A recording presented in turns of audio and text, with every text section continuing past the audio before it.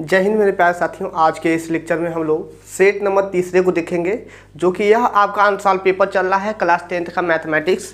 जो भी इसमें दिक्कत होगा आप लोग हमसे बोल सकते हो। चलिए आज का क्वेश्चन जो है तीसरे सेट का, और बहुविकल्पी से लेकर A to Z क्वेश्चन बताएंगे। आपका पहला क्वेश्चन जो है सिलेबस से निकल चुका है, ठीक है, लेकिन इसको हम लोग पढ़ लेते हैं। दिया क्या है, 17/2 पे पावर 2 और 5 दिया है।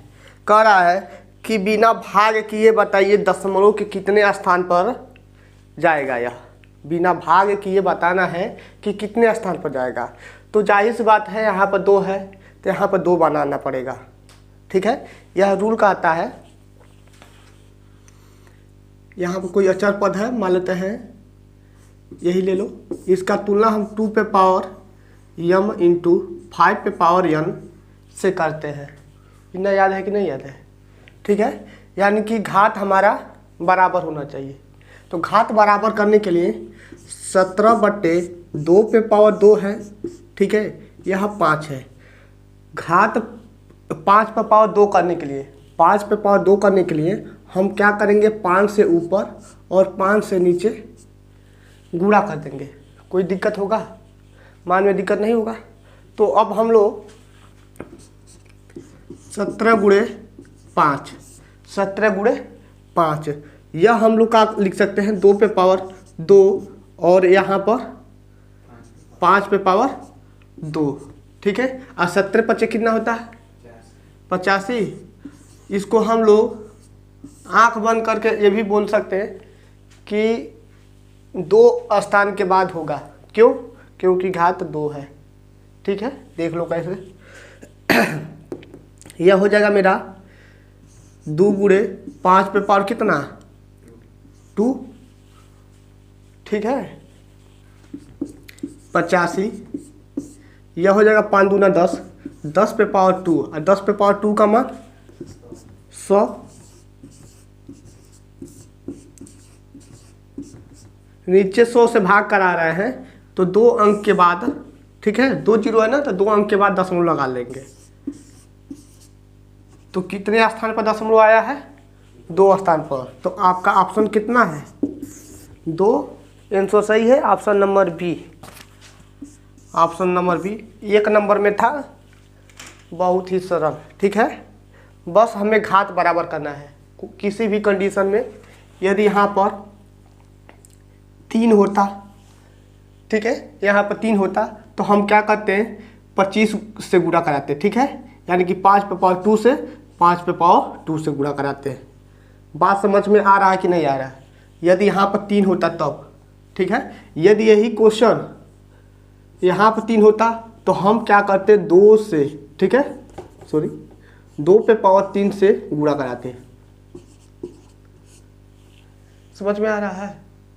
यानी कि हम घात बराबर करते, क्योंकि यहाँ 5 पे पावर 3 है, यहाँ 2 पे पावर 1 है, तो हमें 2 को भी 3 बनाना है, 2 पे पावर 3 बनाना है। तो 3 लगाएंगे तो 3 अंक के बाद दशमलव हो जाएगा।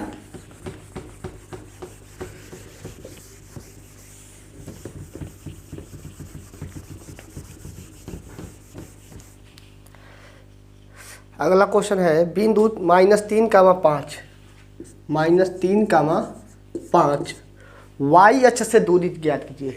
वाई अक्ष से दूरी, तो सबसे पहले हम क्या करेंगे, एक चतुर्थांश बनाएंगे, ठीक है।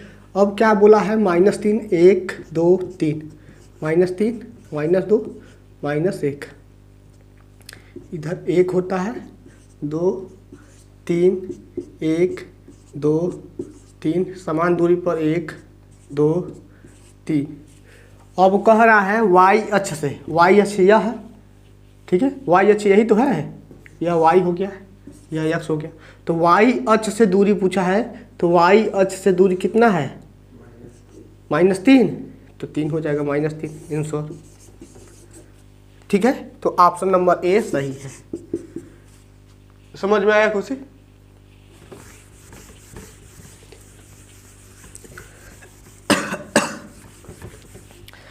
अगला क्वेश्चन है कि संख्या 144 कि अभाज्य गुणनखंड में अभाज्य गुणनखंडों की घातों का योगफल ज्ञात कीजिए। 144 दिया है और 144 का हम लोग क्या करेंगे, अभाज्य गुणनखंड करेंगे। 2 से जाएगा 7 बार में, 2 से जाएगा 4 बार में, 2 से जाएगा 3 बार में, 6 बार में, 2 से जाएगा कितने बार में 18, 2 से जाएगा कितने बार में 9, 3 से जाएगा 3 बार में, 3 से जाएगा 1 बार में। ठीक है, और हमसे कहा है कि इनके घातों का योगफल चाहिए। घातों का योगफल यानी कि हम 144 को क्या लिख सकते हैं, 2 गुणे 2 गुणे 2 गुणे 2 गुणे 3 गुणे 3, 4 2 है, 1 2 3 4। ठीक है, तो 2 पे पावर 4 यह लिख सकते हैं कि नहीं लिख सकते हैं, गुणते 3 पे पावर 2। अब कहा है घातों का योगफल यानी कि 4 और 2 6 हो जाएगा। ठीक है, गुणा मत करा देना कि 3 दूना 6, ओनली कहा है घातों का योगफल, तो 4 प्लस के 2। ऑप्शन नंबर डी सही है। चलिए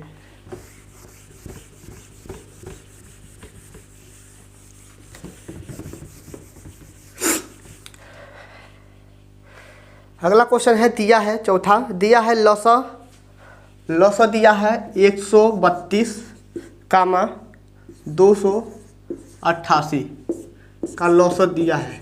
ठीक है, लौसत दिया है कितना है 3168। तो मौसा ज्ञात कीजिए, इसी का मौसा ज्ञात करना है। कैसे ज्ञात करोगे, कैसे होगा, क्योंकि हम लोग जानते हैं पहली संख्या a गुणते b, पहली संख्या गुणे दूसरी संख्या इक्वल में लौसा। ठीक है, लौसा गुणे मौसा यही होता है। यदि 2 अंक पता है, एक मौसा पता है या लौसा पता है, तो एक हम एचसीएफ चाहे एलसीएम ज्ञात कर सकते हैं इस सूत्र से। तो यानी कि पहली संख्या कितना है 132 है, दूसरी संख्या कितना है 288 है। ठीक है, इक्वल में लौसा कितना दिया है 3168 गुणे मौसा का मान हमें नहीं पता है। ठीक है, मौसा का मान हमें नहीं पता है। मौसों को कैसे पता करेंगे, 132 गुणे 288, ठीक है 3168 इक्वल में मौसा। भाग लगा लेना जो भी आंसर आवे। ठीक है, भाग लगा लेना, जो भी आंसर आए वही आंसर हो जाएगा। बैठो यहाँ पे, आओ रब करें इसको, भाग लग जाएगा ना, भाग लगा लीजिएगा जो भी आंसर आवे।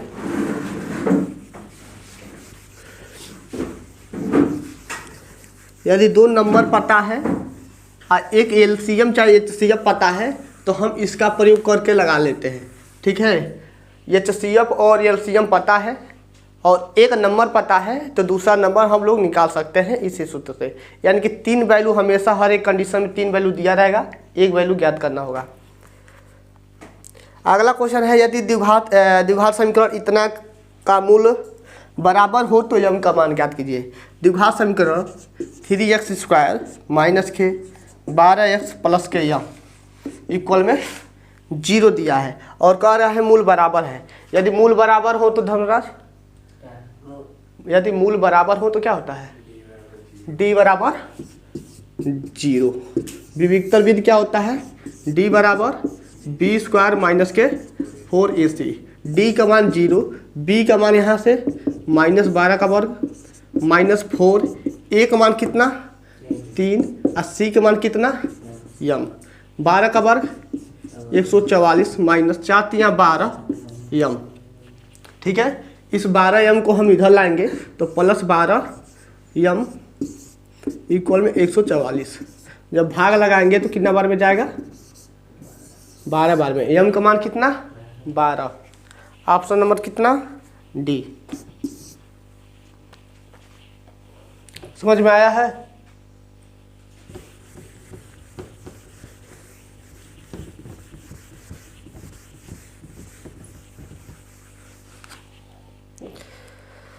समीकरण इतने के मूल का योगफल ज्ञात कीजिए। दिया है 5x², छठवां question 5x² minus 3x plus 2 equal में 0 के मूलों का योग ज्ञात कीजिए। क्या करना है? मूलों का योग। सबसे पहले हम इसका मूल ज्ञात करेंगे। 2 मूल निकलेगा, यानी कि 5 दूना 10, ठीक है, 10 और 5 माइनस 2, ठीक है।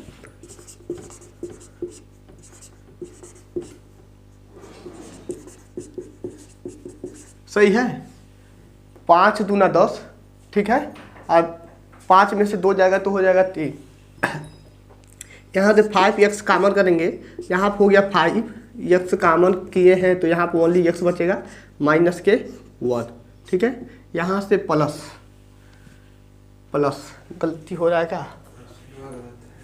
क्वेश्चन गलत है ना? यहाँ पर माइनस रखोगे, क्वेश्चन गलत है। 10 5x² minus 5x plus 2x minus के 2 इक्वल में 0। अब आएगा क्या? 5 कॉमन करते हैं 5x तो x माइनस के 1 और यहाँ पर प्लस 2 कॉमन करते हैं x माइनस के 1 इक्वल में 0। क्वेश्चन गलत है, यहाँ पे प्लस की जगह पे माइनस होगा, ठीक है। प्लस की जगह पे माइनस, x माइनस 1 और 5x प्लस के 2 इक्वल में 0। अब हमें कहा है मूलों का योगफल, यानी कि x माइनस 1 इक्वल 0 एक बार लेके चलेंगे और 5x प्लस के 2 इक्वल में 0 एक बार, ठीक है। x बराबर 1, ठीक है, और एक बार x बराबर माइनस 2 बट्टे के 5। इन बात समझ में आया? अब इसका योगफल पूछा है, यानी कि इसका योगफल ज्ञात कर लेंगे 1 प्लस के माइनस 2 बट्टे 5 का 1 माइनस 2 बट्टे 5, ठीक है। 5 एकम 5, 5 में से 2 जाएगा तो 3 बट्टे 5। मूलों का योगफल 3 बट्टे 5 दिया है ऑप्शन में, 3 बट्टे 5 ऑप्शन नंबर ए सही है, ठीक है। यहाँ पर प्लस है लेकिन प्लस नहीं रहेगा, माइनस रहेगा। इसको रब करें,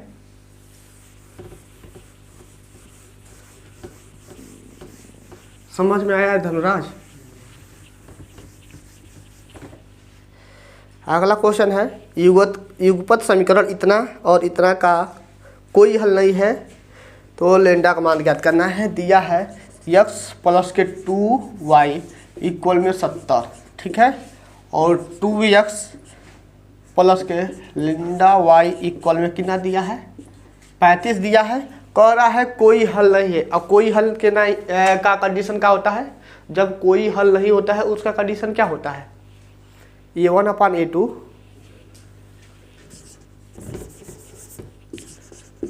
कोई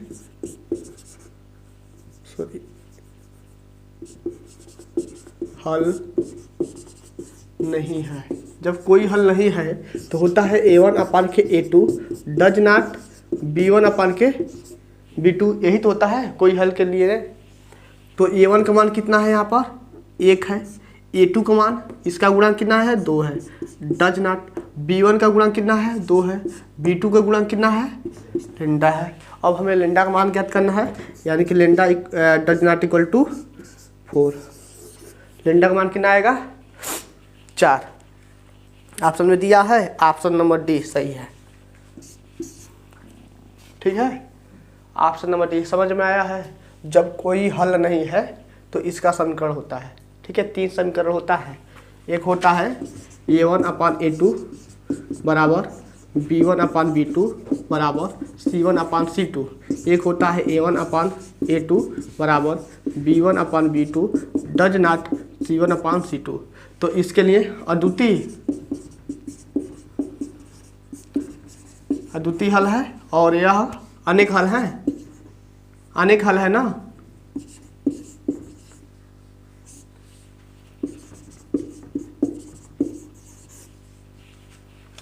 ठीक है, तीनों कंडीशन याद होना चाहिए।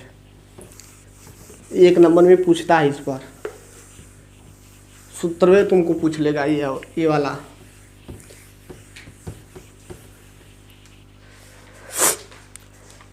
आठवां दिया है बिंदु -4 -4, 2 और 5, 6, ठीक है। यह b का मान दिया है, यहाँ पर a का मान दिया है। और को जोड़ने वाली रेखा खंड का मध्य बिंदु ज्ञात कीजिए। सॉरी मध्य बिंदु P है तो A का मान ज्ञात कीजिए। मध्य बिंदु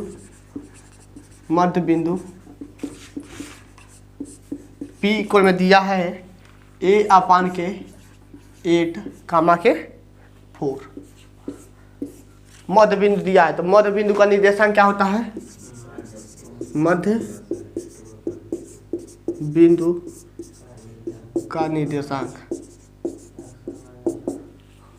x, y इक्वल में x1 प्लस x2 y में 2, ठीक है, y1 प्लस y2 बटे के 2, ठीक है। मान रखो x, y का मान कितना दिया है?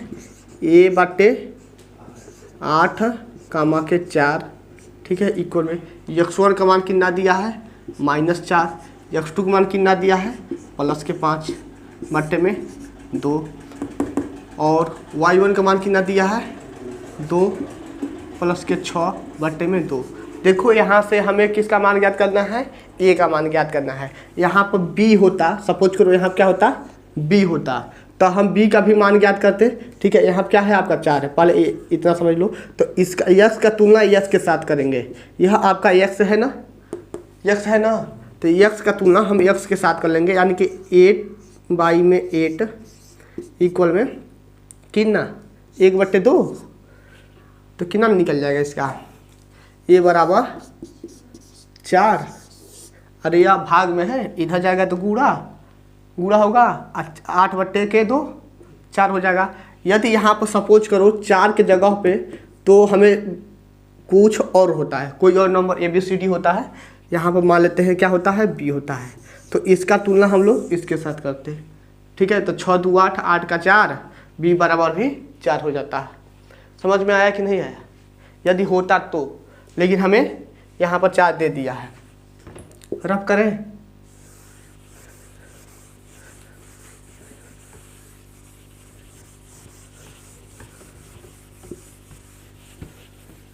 समझ में आ रहा है धर्मराज?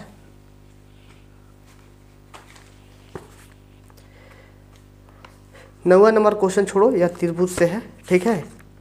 एक संबंध 3 में है तो 2 संबंध 1 संबंध 2 में जाएगा। इसको बाद में बताएंगे क्योंकि निगमन करवाना पड़ेगा।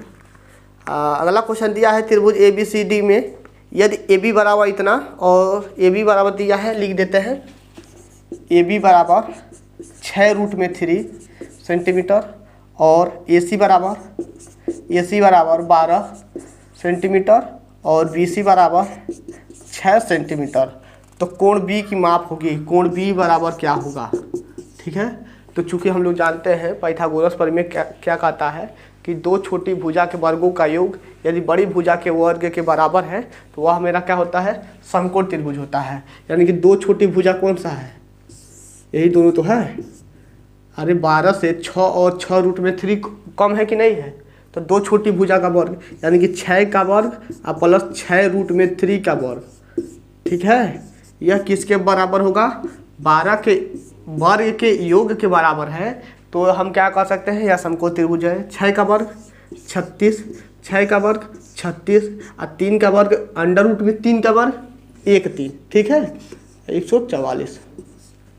36 तियाँ 36 के 18, 3 3 9 1 108, 108 में 36 जोड़ोगे तो 144 बराबर 144, ठीक है। तो अतः हम कह सकते हैं दोनों पक्ष यदि बराबर है तो समकोण त्रिभुज है। तो कोण B जो होगा कितना का होगा? 90, ठीक है। कोण B जो होगा कितना का होगा? 90 अंश का होगा। समझ में आया कि नहीं आया? दो छोटी भुजा के वर्गों का योग यदि बड़ी भुजा के वर्ग के योग के बराबर है तो वह मेरा क्या होता है? समकोण त्रिभुज कहलाता है।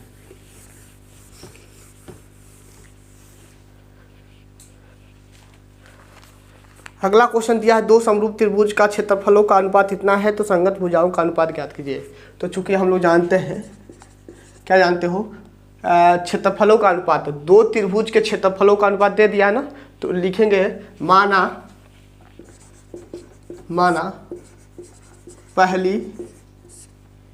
पहली त्रिभुज का क्षेत्रफल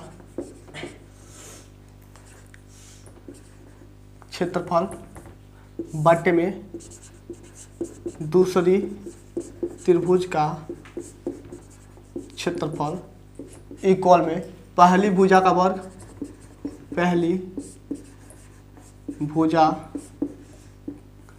भुजा बटे दूसरी भुजा का होल वर्ग। यही तो होता है। दो समरूप त्रिभुज के क्षेत्रफलों का अनुपात दे दिया है, तो इसका सूत्र होता है पहली त्रिभुज का क्षेत्रफल, ठीक है, बट्टे में दूसरी त्रिभुज का क्षेत्रफल इक्वल में पहली भुजा बाई में दूसरी भुजा का होल वर्ग। तो पहली त्रिभुज का क्षेत्रफल का अनुपात कितना दिया है, पहले और दोनों का, ठीक है, समरूप त्रिभुज है, यहाँ पर लिख देना समरूप त्रिभुज। तो कितना हो जाएगा 16 और बट्टे कितना दिया है 25 दिया है, ठीक है। क्षेत्रफलों का अनुपात दिया है, तो क्षेत्रफलों का अनुपात 16 बट्टे के 25 इक्वल में यह पहली भुजा मान लेते हैं A1 और दूसरी भुजा मान लेते हैं A2, ठीक है, का होल वर्ग। यह वर्ग है, इधर आएगा तो क्या हो जाएगा, घात हो अंडर रूट हो जाएगा A1 अपान के A2। इसको बाहर निकालेंगे तो 4/5 A1 अपान A2, यानी कि 4/5 में 4/5 में ऑप्शन नंबर बी सही है, ठीक है। अब करें, यह आपका फार्मूला है, इसको याद कर लेना।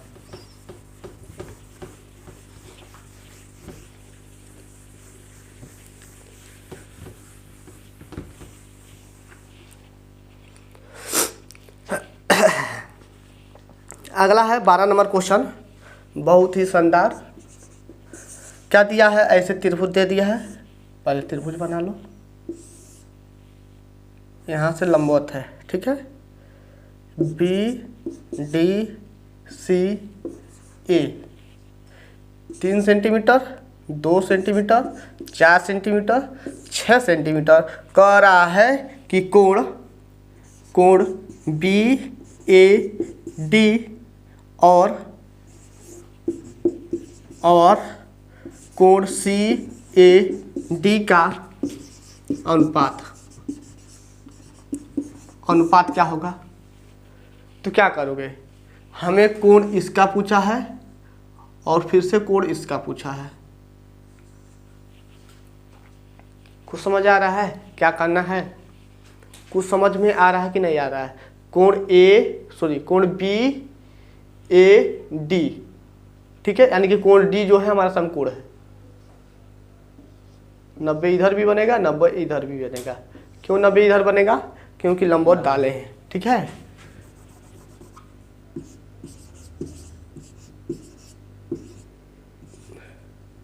बताओ कुछ समझ में आ रहा है कि नहीं आ रहा है, इसको कैसे करोगे,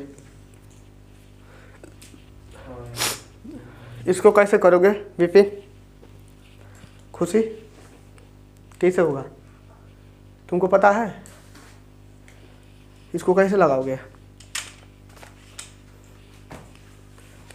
कोण A याद करो, कोण A, तो कोण A के सामने की भुजा जो यह होगा, यह मेरा लंब होगा, ठीक है। लंब पता है और क्या पता है, कर्ण पता है, ठीक है। 90 अंश के सामने की भुजा कर्ण होती है ना, लंब और कर्ण पता है। तो साइन A बराबर हम लोग का लिख सकते हैं, लंब बटा कर्ण, ठीक है, 2/3। समझ में आया कि नहीं आया। इसका भी सेम कंडीशन, यह मेरा लंब का काम करेगा। थीटा के सामने की भुजा क्या होता है, लंब होता है, या 90 अंश के सामने की भुजा कर्ण होती है। तो इसका भी साइन A ज्ञात कर लो, ठीक है। तो इसमें लिखना त्रिभुज BDA में, ठीक है, इसमें लिखना त्रिभुज CDA में, ठीक है। तो साइन A तो कितना हो जाएगा 4/6, यानी कि 2/3, यही तो होगा। और हमसे क्या बोला है, इनके अनुपात चाहिए, यानी कि कोण BAD बाई में कोण CAD। तो पहले का कितना आया है 2/3, दूसरे का 2/3, काटेंगे तो 1 यानी कि 1/1। ऑप्शन आया है कि नहीं आया है, ऑप्शन नंबर भी सही है। समझ में आया है? ऑप्शन नंबर बी सही है। क्वेश्चन नंबर 12 देख लेते हैं एक बार। 12 का बी सही है। समझ में आया है? साइन दोनों के लिए साइन निकालेंगे क्योंकि हमें लंब पता है, कड़ पता है। लंब पता है, कड़ पता है। ठीक है, टेन मत निकालना। टेन निकालना होगा तो एक जो नहीं पता है लंब, उसको ज्ञात करना पड़ेगा।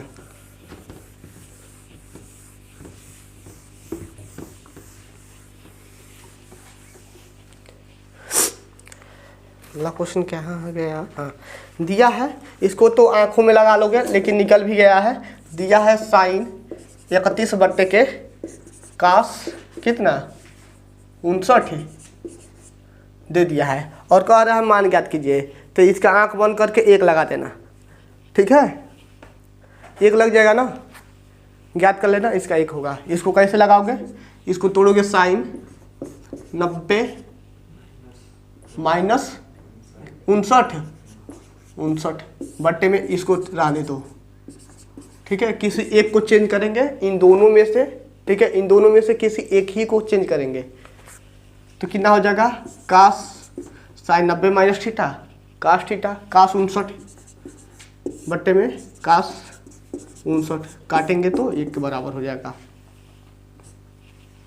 ठीक है, 90 में से 59 घटाओगे तो 31 ही बचेगा। ठीक है, यानी कि कोई चेंजिंग नहीं हुआ है, साइन 31 ही हुआ। रब करते हैं, समझ में आया है? जब भी इस प्रकार के क्वेश्चन आ जाए तो एक लगा देना। ठीक है, एक लगा देना। यदि यही क्वेश्चन रहता है प्लस लगाकर यही लिखा है तब कितना होता? तब कितना होता? 2। ठीक है, कितना होता?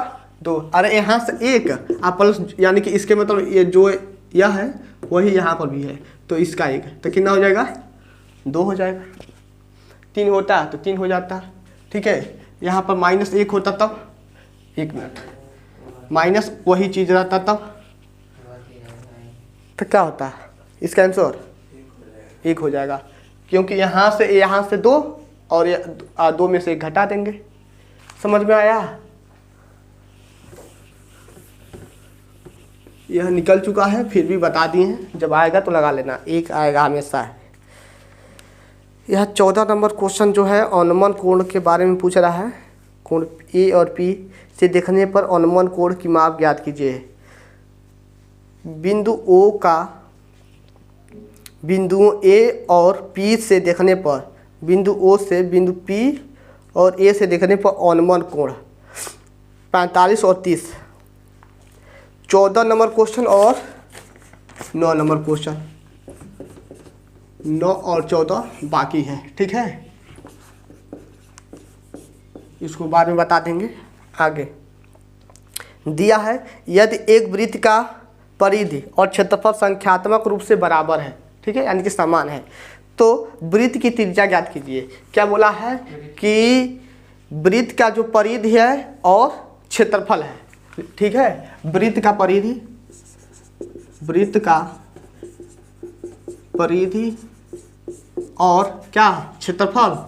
वृत्त का क्षेत्रफल संख्यात्मक रूप से बराबर है, यानी कि यह 2πr जो है πr² के बराबर है। क्वेश्चन कर रहा है। ठीक है, जबकि बराबर नहीं होना चाहिए लेकिन क्वेश्चन बोल दिया है कि बराबर है। ठीक है, तो r यानी कि वृत्त की त्रिज्या ज्ञात कीजिए। देखोगे पाई से पाई बर्बाद हो गया। ठीक है, 2r बचा, इधर कितना बचा? r² बचा। एक r से एक r गया तो 2 बराबर कितना बचा? r का मान कितना? r का मान कितना? तो ऑप्शन नंबर नहीं दिया है, ऑप्शन नंबर ए। ठीक है, ऑप्शन नंबर ए सही होगा। समझ में आया कि नहीं आया?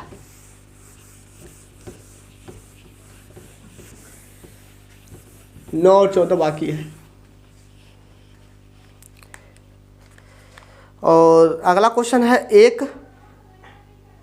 ठोस धातु के घनाभ जिसकी विमाएँ 982 मीटर का है को पिघलाकर 2 मीटर कोर के घन बनाए जाते हैं, तो संख्या ज्ञात करना है, नंबर ज्ञात करना है। क्वेश्चन क्या बोल रहा है एक बार और पढ़ रहे हैं।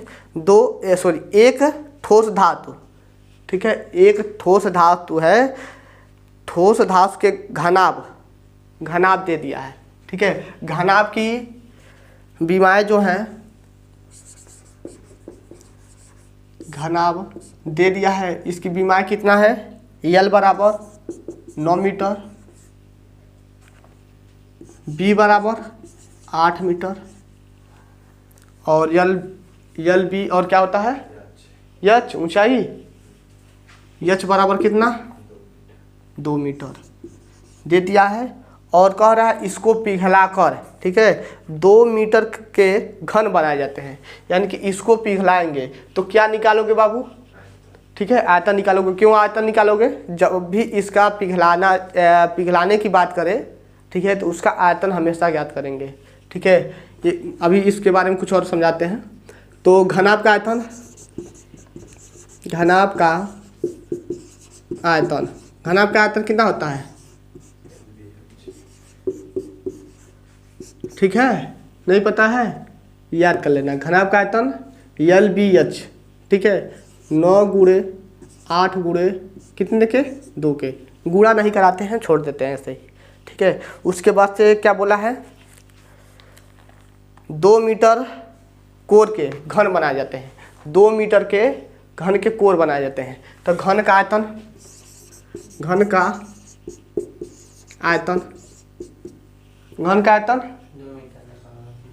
क्या होता है, भुजा का क्यू यानी कि ए का क्यू यानी कि 2 का क्यू कितना हो जाएगा, 8 हो जाएगा, ठीक है। और पूछा है कितना घन बनाया जा सकता है, तो यहाँ पर लिखेंगे घनाभ का आयतन इक्वल में घन का आयतन, ठीक है। तो नंबर किसका निकालना है, घन का नंबर निकालना है, यानी कि n लगा दिए। तो घनाभ का आयतन कितना आया है, 9 गुणे 8 गुणे कितना 2, और इधर n लगा देते हैं, पहले एक लाइन और बढ़ा लेते हैं। घनाभ कितना दिया है, 8 निकाले हैं, ठीक है। 9 गुणे 8 गुणे 2, 22 में 8 इक्वल में n, 8 से 8 खत्म, 9 दूना के 18। घन की संख्या कितना घन बनाया जा सकता है, इतने को पिघला कर 2 मीटर का घन कितना बनाया जा सकता है, 18। यह आ गया माध्य, बहुलक और वर्ग मध्यिका। चलो इस पर एक एक नंबर का क्वेश्चन बहुत ज़्यादा बन रहा है, तो कोशिश करना इसको तेजी से लगाने का, ठीक है। माध्य, मध्यिका और बहुलक, इसको जितना प्रयास करोगे, ठीक है, रब पर जितना प्रयास करोगे उतना ही तुम्हारे लिए ठीक रहेगा, क्योंकि यह 1 नंबर में दे दिया है और जो कि कम से कम 5 मिनट लगेगा तुम लोग के लिए, ठीक है। तो जितना प्रयास रहे उतने ही ठीक है। अगला क्वेश्चन दिया है, पहले 18 नंबर देखते हैं, तब 17, 19, 20 देखेंगे, ठीक है। पहले 18 देख लो। दिया है यदि दिए गए आंकड़ों का समांतर माध्य और बहुलक क्रमशः दे दिया है। समांतर माध्य दिया है, समांतर माध्य कितना दिया है, 28 दिया है, और समांतर माध्य दे दिया है, और बहुलक कितना दिया है, 16 दे दिया है। तो कह रहा है मध्यिका बराबर क्वेश्चन मार्क। कौन बताएगा इसका सूत्र निकालने का, बहुलक बराबर क्या होता है, 3 मध्यिका -2 माध्य, ठीक है ना। नहीं समझ में आया, यह तुम्हारा फार्मूला है, समझ कहाँ से आएगा। जब पहला सेट करा रहे थे तो बहुविकल्पी में यह सूत्र के रूप में दिया था, ठीक है, कौन सा ऑप्शन सही है। तो इस पर 1 नंबर का हमेशा देखने को मिलता है, इसी साल नहीं हमेशा देखने को मिलता है इस पर 1 नंबर को। तो बहुलक कितना दिया है, 16 दिया है, 3 मध्यिका कितना दिया है, नहीं, यही तो ज्ञात करना है। ठीक है, माध्यिका हो गया माइनस के 2, माध्य कितना दिया है 28, 28 दूना का 3, कितना हो जाएगा 56 को इधर लाएंगे तो कितना हो जाएगा +56, जोड़ोगे तो कितना हो जाएगा 72, ठीक है, बटे 3 माध्यिका। जब भी 2 दे दिया हो माध्य माध्यिका, ठीक है, तो बहुलक इस सूत्र से 2 चीज़ हमेशा दिया रहेगा, एक चीज़ को ज्ञात करना रहेगा, एक वैल्यू को, तो हम इसका प्रयोग करके निकाल लेंगे, ठीक है। काटो 3 दूना का 6, 3 चौको 12, माध्यिका कितना निकला 24, ठीक है। यह सूत्र बहुत ही इम्पोर्टेंट है, इस सूत्र को याद कर लेना। बहुलक बराबर 3 माध्यिका -2 माध्य हमेशा देखने को मिलता है हर एक सेट में।